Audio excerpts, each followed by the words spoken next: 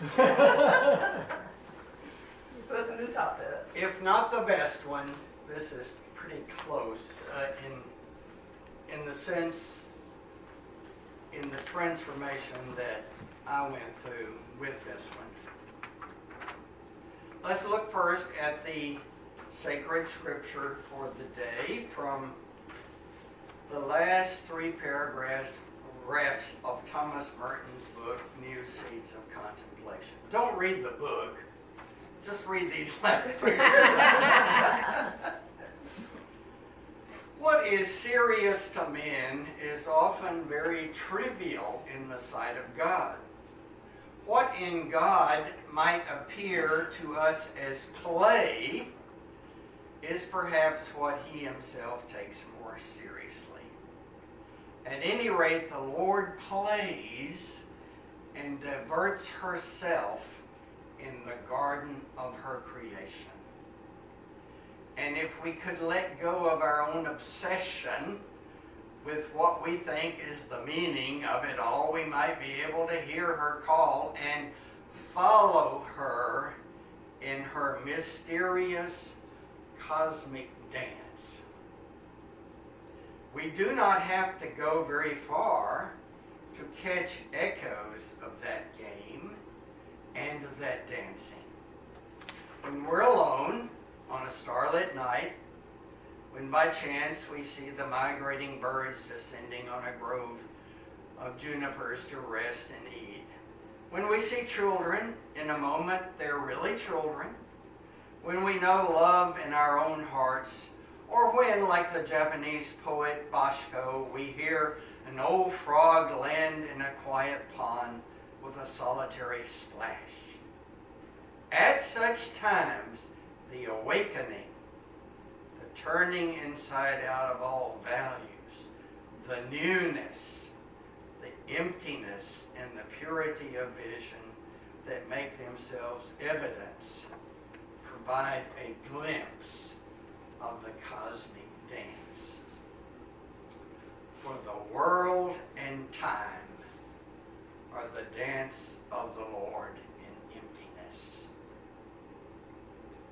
The silence of the spheres is the music of a wedding feast. The more we persist in understanding the phenomenon of life, the more we analyze them out into strange finalities and complex purposes of their own, the more we involve ourselves in sadness, absurdity, and despair.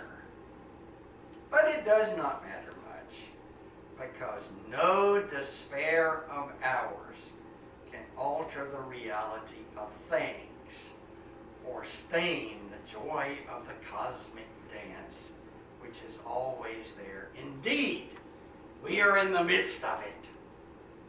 It is in the midst of us, for it beats in our very blood, whether we want it to or not.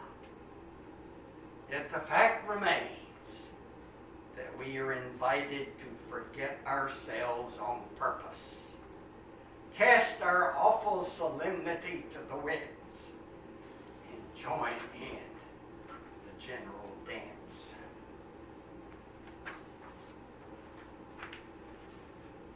Several years ago, I presented that great sermon by Paul Tillich called "You Are Accepted," having to do with human life experiences of separation and reunion, or sin and grace, as he called them. Most of us can remember an experience of grace, an experience of reunion, where sometimes at the moment of our greatest separation from others, self, and the ground of being, as Mr. Tillich says, it was as though a wave of light came on in our darkness, and a voice was heard to say, "You are accepted," accepted by that which is greater than you, the name of which you do not know. Mr. Tillich told us that after such an experience like that, we're not to do anything, not to intend anything, not to believe anything, just simply accept the fact that you are accepted. Let me see hands. How many of you have accepted the fact that you are accepted?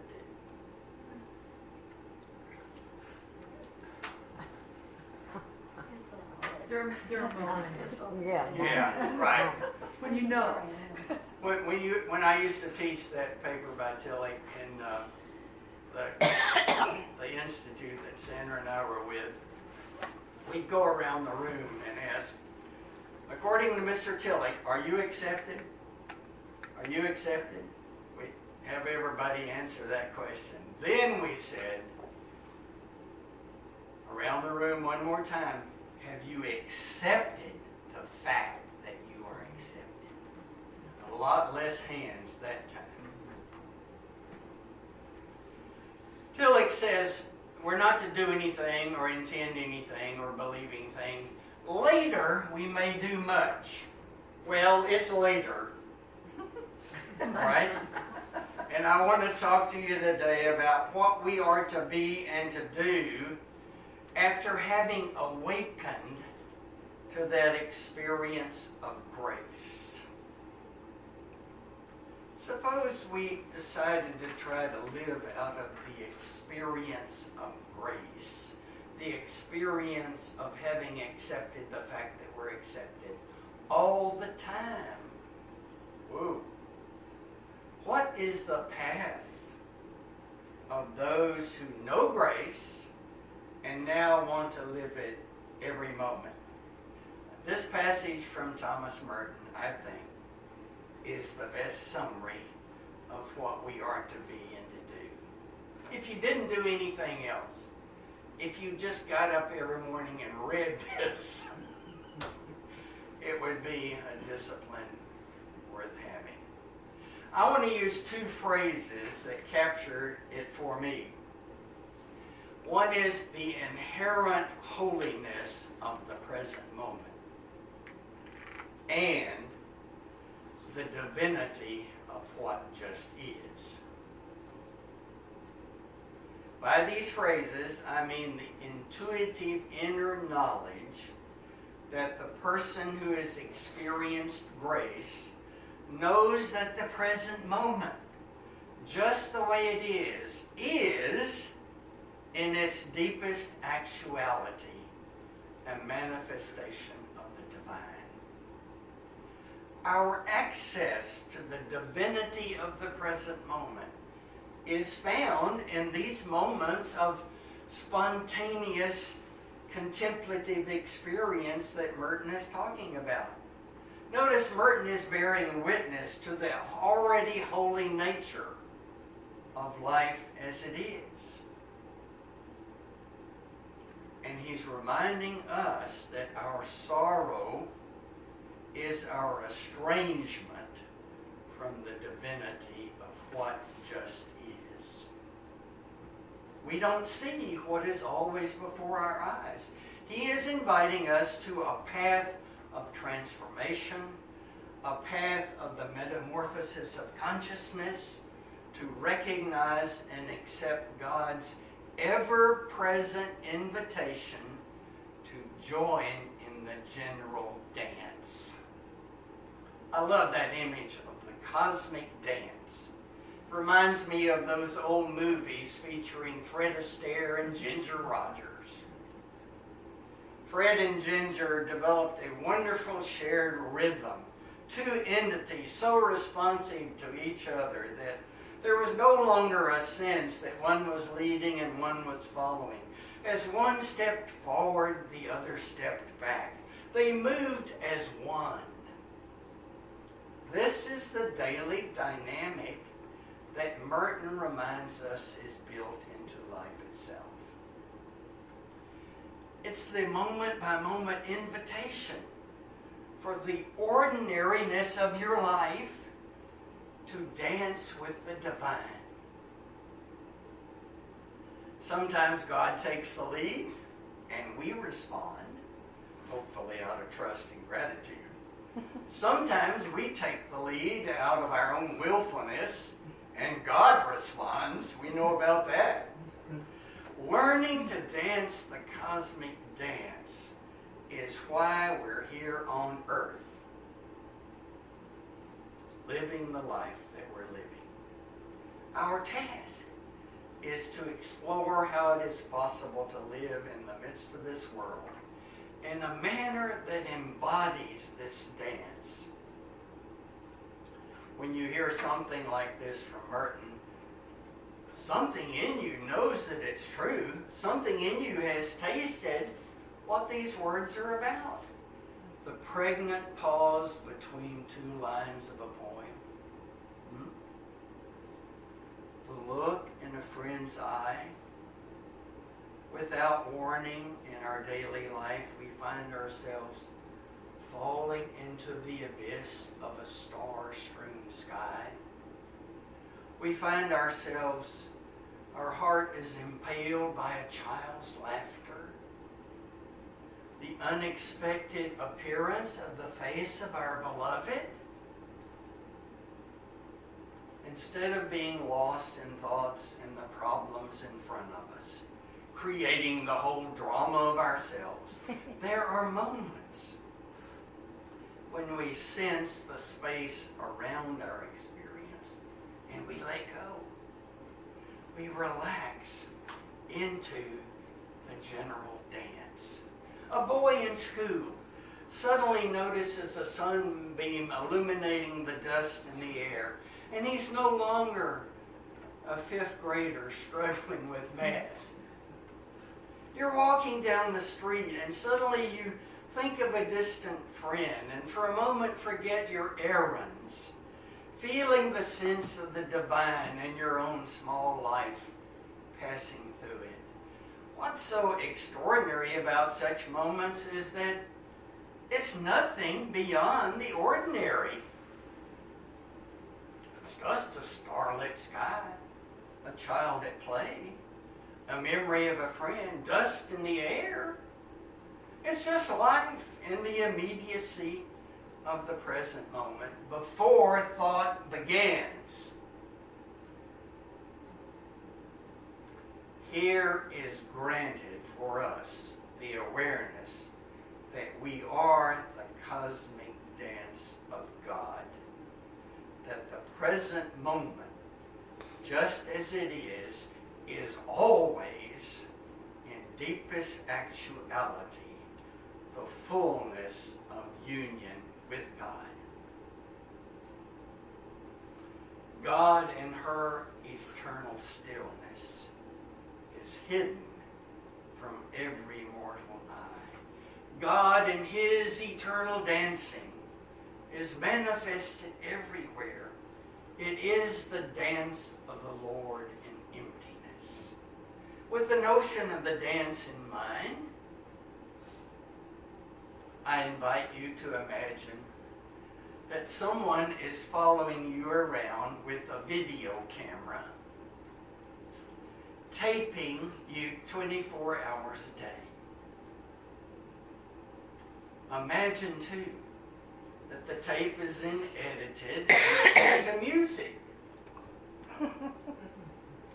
In viewing the tape, you could see the dance of your sitting down and standing up. You're breathing in and breathing out. You're being alone and with others. You're being insightful in one moment and confused the next. You're being weak one moment and strong the next. You're being excited one moment. Your life showing signs of finally coming together. Then discouraged the next moment, thinking your life is as unmanageable as ever. Huh? Each time we stumble and fall and rise up again, it is the cosmic dance. A friend invites you to go with him to visit his wife who is in the hospital dying of cancer. You've known him, you've known her, and the children who've been on this painful journey. And you sit in the corner of the room watching the scene when he approaches her she's having a hard time speaking, and he tells her that she doesn't need to talk. He pulls up a chair and just sits and puts his hand on hers, and their eyes look at each other with a deep and abiding knowing. And the scene is overwhelming, sad, sadder than words can say, but it's also a cosmic dance. Although it's eminently sad, it's not just sad. As a matter of fact, you feel privileged to be there. You feel like you're on holy ground. For what comes up welling out of the intimacy of the moment is the overwhelming sense of preciousness. How precious this life is, how elegant, how deathless love is. Everyone in the room at that moment are abiding in the inherent holiness of the present moment. You leave the scene, you go back to your car to get in it and go home, and you're changed. You can tell that you've been touched by something very important. You're at a meeting of AA, and someone stands up and tells this horrendous story of suffering. He's lost his job, lost his children, lost his wife, he's lost his health. And in the wreckage of the past, there's yet a lot of work to do. But the person says he's had a spiritual awakening. And in the midst of all the unfinished pain, he is free of the tyranny of the pain in the midst of his pain. It's sad, but it's also more than sad. It's precious. There's something going on in that room that matters very much.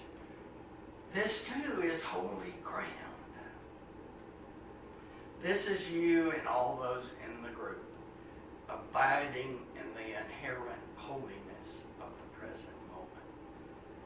And so the issue for us today is we don't have to die in order to wake up. We don't have to become an alcoholic to discover this freedom. It is within our power to discover this spiritual awakening now. It manifests itself in you. It manifests itself in me. In my experience over the years in sitting with a lot of people, this is my growing understanding that there is this deep, abiding place in the midst of life as it is. As Merton says, it is a deep, unexplainable awareness that the world and time are the dance of the Lord in emptiness. It's the very rhythm of life itself. The rhythms of the divinity of my life and of your life and of all things. I can't explain it, but I know that it's true. And in this awakened state, fear has no foundation. But what happens is that our awareness of this deep abiding place begins to fade. We inevitably go back to our old ego consciousness. Anxiety and fear return. The imagined fear of life returns, and it is the rush hour. The phone is ringing. I can't find my sock, and I've got to take out the garbage. I know in my moments of awakening that nothing is missing. And even though I know that I know it, you would never know it to guess by the way I treat myself and the way I get ground up over things, my anger, my reactivity, my fear. But part of me remembers that taste of freedom. Part of me remembers the cosmic dance and that deep, abiding peace in the presence all that life might bring. I also know that it is not within my power to remove the presence of suffering that remains in my life, but in the midst of the ongoing suffering, there can be a deep, abiding peace. The issue is, how can I today, right in the midst of being the way I am today, live that deep, abiding peace?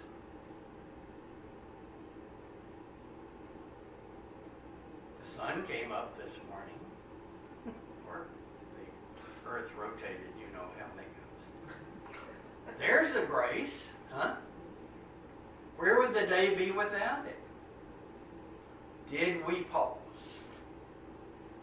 Did you pause, even for an instant, to behold the rising sun's truly precious nature? The sun will set tonight, so to speak. There's a grace. Where would the night be without it? But will we pause, even for an instant, to behold the truly real, truly nature of day's end? Are we spending this day in a sustained grace, in a wakeful, grateful groundedness of the sun's arc across the sky? Will we spend this evening's hours in a sustained, underlying sense of gratitude and reverence for the divinity of night? Probably not. Here's the estrangement that we need to recognize. Though awakened again and again, we forget again and again the divinity to which we've been awakened. The tyranny of suffering is our estrangement from the inherent holiness of each present moment. In these moments of spiritual awakening, nothing is added to life. It's just awakened consciousness. It's seeing with utter childlike clarity the way deep down every moment really is. Now, what if we could live like that all the time? What if you could wake up in the morning in your utter ordinariness, sensing the divinity of your ordinariness? What if you could wake up amazed that you woke up? Not everyone who went to bed last night did wake up. They had big plans for today too.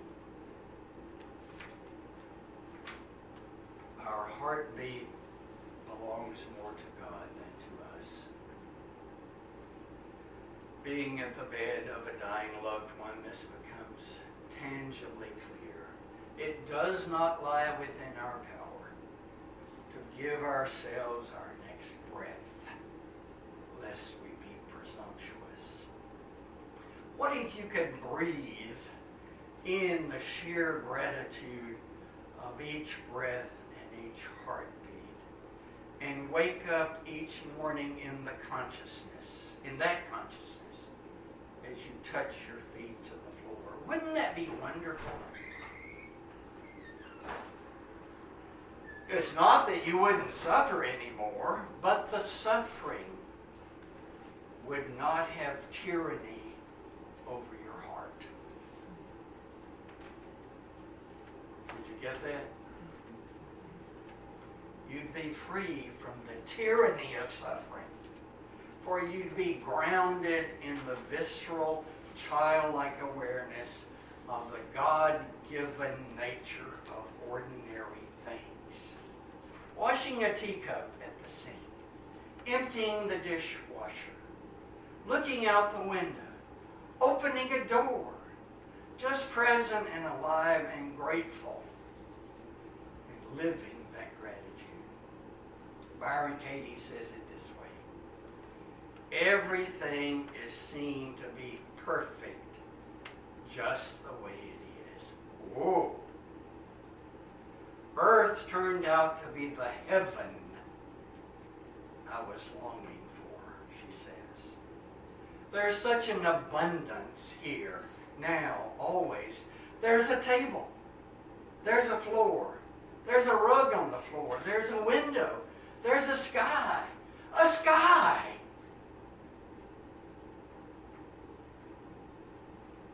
She says the wonderful thing about knowing who you are is that you're always in a state of grace, a state of gratitude for the abundance of the apparent world.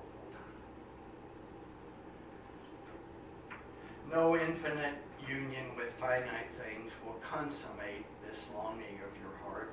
Another car in the garage, a bigger screen TV, a trip around the world won't do it, because our hearts suffer from finiteness. Everything suffers from not enoughness. We momentarily pretend it is enough. Thomas Burton says our minds are like crows. They pick up everything that glitters, no matter how uncomfortable our nest gets with all that metal in it. Every so often we have a yard sale and get rid of some of the stuff, and then we start with something new. It's our favorite pastime. Trying to be happy in a way that never makes us happy. The woundedness is that we're addicted to the illusion that finiteness will be enough. Go read 10 books a month, profound books about God, and they will not consummate the longings of your heart. I know.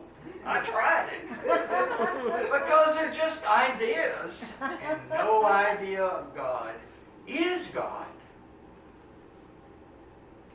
The trauma of our life is the estrangement from this deep, abiding peace and gratitude for life just the way it is.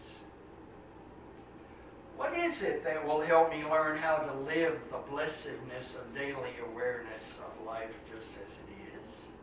We're never really going to find that blessedness if we don't pause long enough to be grounded in it. So we commit ourselves to a quiet time where there's no agenda, but to be honest, vulnerable, receptive, and open to the concrete experiences of the self. Intimately sitting with and grateful for our thoughts as they just rise up and pass away. In that quiet time, we're opening up to a kind of boundless sense of the wonder of our daily life.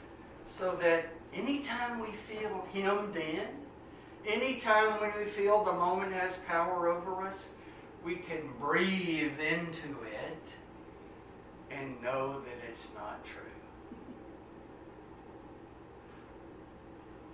This cosmic dance is always there whether we know it or not. The last paragraph on your handout has the key. As Burton says,